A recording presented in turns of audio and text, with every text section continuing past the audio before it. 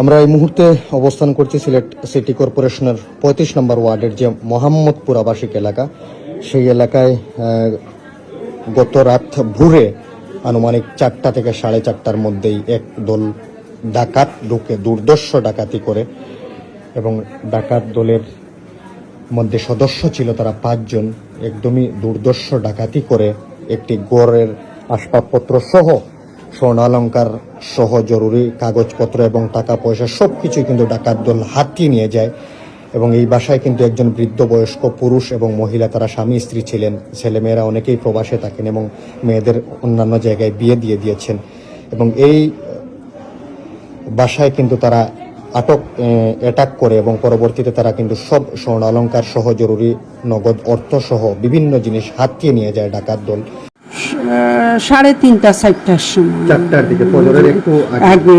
আপনি কখন বুঝতে পারলেন বা বুঝতে? আর ঢুকিয়াও আমরা মশারি খুলিয়া আমরা দুইজনে বসাইয়া হাত পা বান্ধি লাইছে, বান্ধিয়া পিছে দি বান্ধিয়া আমরা বিছনাত ফেলাইয়া মুখ মাথা বান্ধা আসছিল না, খালি চোখ দুইটা আর কি বাড়া, বুঝছো না? এরা কি সিলেটি ভাষায় কথা বলছে? না, বাড়া ডিস্ট্রিক্টের ভাষা, শুদ্ধ ভাষা। কি বলছে আপনাদেরকে প্রথমে? মানে তো যেটা আছে আর কি, দিলা নাইলে জানি মারিলাইনি, তোরে বিধবা করিলাইনি, বুঝছো না?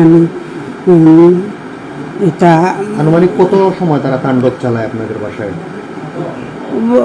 মনে হয় ফজরের আজানটা শুনছি না তো, ফজরের আজানোর আগে নি বার হইলো, জিকাইছে আজান কয়টার সময় পড়ে, এই সময় তো আমরা আর কিচ্ছু মারছি না, বুঝছো না? তোমরা নামাজ পড়তায় আর কি, ও মনে হয় আজানোর সাথে সাথে নিবার হইলো না, এটা আর করছিলাম। আমার জামাই সামনে লাগে আমি কইলাম না, আমার কয় তোর ইজ্জত নষ্ট করিলাইম, বুঝছো না? কয় তোর বিধবা করিলাইম, বুঝছো না? 5 জন। এরকম অকট্ট ভাষায় জি বললাম। জি, পুলিশকে ফোন দিয়েছেন হয়তো আপনারা? মনে হয় কইতে পারি না। কি কি নিখোঁজ আছে আপনাদের? এখন নিখোঁজ আমার সোনা আর টাকা আছিল 60,000-এর মতো, ওইগুলো পরে দিছি আমি, আমার হাতে দিছি। যে আমার যে বাসায় যে কয় আর কয় আপনার আঙ্কেলতে মারি লাইব, তোরে বিধবা হরি লাইম, বুঝছো না? ও কই বলে আমার তো জানোর উপরে, তার ইজ্জতের উপরে কিচ্ছু নাই, বুঝছো না? ও করে আমি আমার নিজের হাতে দিয়া দিছি। আপনার ছেলে মেয়ে দেশের বাইরে? আপনারা দুইজনই শুধু থাকেন? দুইজন। ও দরজা খোলা ছিল, সব দরজাও খোলা। ওই রুমে ঢুকে কিন্তু এখানে এসে আপনাদেরকে লাইট কি জ্বালাইছে না? লাইট না, লাইট জ্বালাইছে, মশারি খুলছে। তাদের হাতে কি ছিল? অস্ত্র? এটা যে বটি আছে না, দুইটা করিয়া একটা রাত আসছিল, বুঝছো না? চাকু, এটা কি ধরনের চাকুরে দেখি আর কি ডর লাগে। ওই চাকু আপনার আঙ্কেলের বুকও লাগায়, আমার বুকও লাগায়, আর কয় কিতা করতাম বিধবা করি লইতাম, বুঝছো না? এর মাঝে তো আঙ্কেলের মুখ, আমার মুখও দেখো, আমার শাড়ি আপনার আঙ্কেলের লঙ্গি দিয়ে আমরা বান্ধিছি। আসলে হাত বেঁধে রেখেছিল এই শাড়ি দিয়ে এবং এই যে কি কাপড় দিয়ে, কিন্তু হাতের পিছনে বেঁধে কিন্তু তাদেরকে একদম জব্দ করে দেখো মারছে, ঘুষি, বুঝছো না? হাত দিয়ে মন ঘুষি দিছে আর কি। আমি বুঝছি আমার রাস্তা দুনিয়ায় আর কি হয়ে গেছে, বুঝছো না? আমি ফজর আজানের সময় আমার শ্বশুরবাড়ি থেকে ফোন আসছে যে ওনাদের প্রতিবেশী ফোন দিছে যে ডাকাত সংগঠিত হয়েছে, ডাকাতরা ওনার যাওয়ার সময় ওই বেঁধে রাখছে। তো ওনারা খবর পেয়ে ওনাদেরকে উদ্ধার করছে। তো গতকালকে রাতকে আনুমানিক 3:30টার দিকে ডাকাতরা এই যে জানলা যেটা দেখতে পারতেছেন, ওই যে জানলা ওই রড ভেঙে ওই দিকে প্রবেশ করছে। 5 জনের টিম ছিল। আর ওনারা ছিল ঘরে শুধু 2জন লোকই ছিল, বৃদ্ধ মহিলা, আমার শাশুড়ি আর শ্বশুর, এই 2জনই ছিল। প্রথমে ওনারা করছে, আমার শ্বশুরকে বেঁধে রাখছে আর আমার শাশুড়ি যে ওনাকে মারধরও করছে আর কি।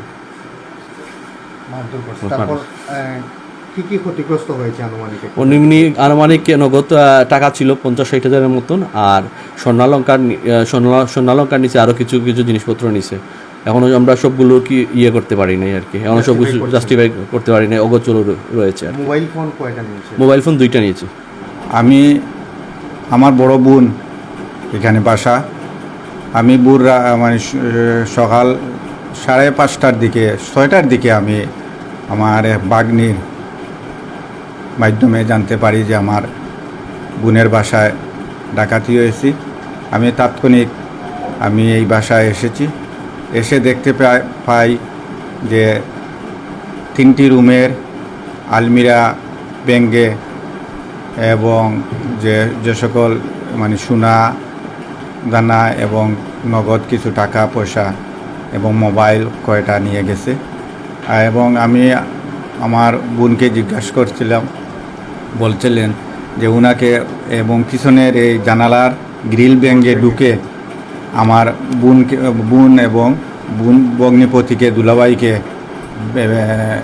রশি শাড়ি দিয়ে এবং গামছা দিয়ে বেঁধে এবং তাদের কাছে দেশীয় অস্ত্র এবং পিস্তল ঠেকিয়ে এবং এই সকল ডাকাতি করে তারা নির্বিঘ্নে আবার পিছনের দিকে তারা চলে গেছে। আমি শুনতে পাই যে তাদের এইটা এক ধরনের কিশোর গ্যাং, আমি বলবো এই কিশোর গ্যাংকে 5 জন তারা ছিলেন।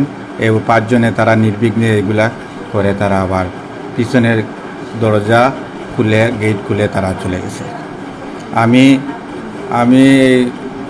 আমরা ইতিমধ্যে আমরা পুলিশ প্রশাসনকে জেনেছি, শাহপরান থানাকে, তারা এখনও আসে নাই, তারা কিছুক্ষণের মধ্যে আসবে।